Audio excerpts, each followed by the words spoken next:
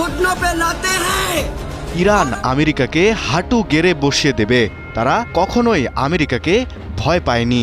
আমাদের অবশ্যই ইরানকে ধন্যবাদ জানাতে হবে, কারণ বছরের পর বছর ধরে বিশ্ব এমন একজনের অপেক্ষায় ছিল যে যুক্তরাষ্ট্রকে তার সঠিক জায়গা বুঝিয়ে দেবে।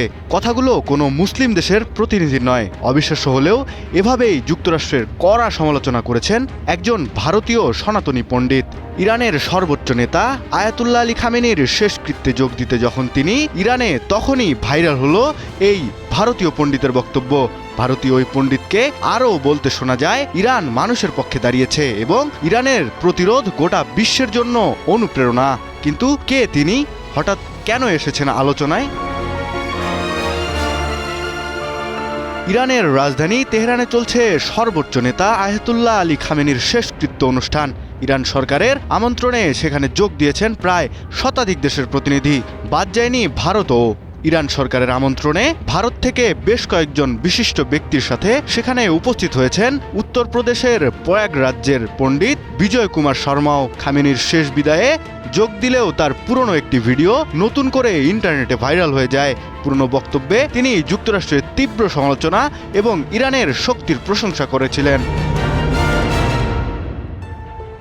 কিন্তু এত বড় বড় নেতা থাকতে একজন পণ্ডিতকে ইরান কেন আমন্ত্রণ জানালো, এই প্রশ্ন যখন উঠেছে, তখনই সামনে এসেছে কুদস দিবসের এক অনুষ্ঠানে দেওয়া তার পুরনো বক্তব্য, যেখানে যুক্তরাষ্ট্রের তীব্র সমালোচনা এবং ইরানের শক্তি প্রশংসা করেছিলেন তিনি।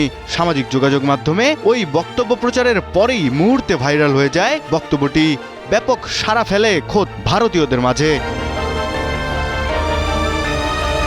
সেই বক্তব্যে তিনি বলেন, ইরান আমেরিকাকে হাঁটু গেড়ে বসিয়ে দেবে, তারা কখনোই আমেরিকাকে ভয় পায়নি। আমাদের অবশ্যই ইরানকে ধন্যবাদ জানাতে হবে, কারণ বছরের পর বছর ধরে বিশ্ব এমন একজনের অপেক্ষায় ছিল যে যুক্তরাষ্ট্রকে তার সঠিক জায়গা বুঝিয়ে দেবে।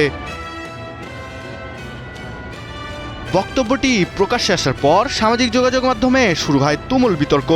এক পক্ষ এটিকে একজন ব্যক্তির রাজনৈতিক মতামত মাত্র বললেও বেশিরভাগ মানুষই ইরানের প্রতিরোধকে প্রশংসা হিসেবে দেখেছেন। আর এমনই তথ্য উঠে আসে ভারতের একমাত্র ইংরেজি ভাষার সংবাদ চ্যানেল উই অন নিউজে।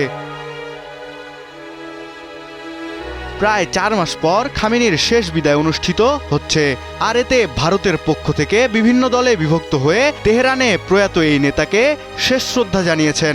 গত 3 জুলাই কংগ্রেস নেতা ও সাবেক পররাষ্ট্রমন্ত্রী সহ বেশ কয়েকজন সংসদ সদস্য শ্রদ্ধা জানান।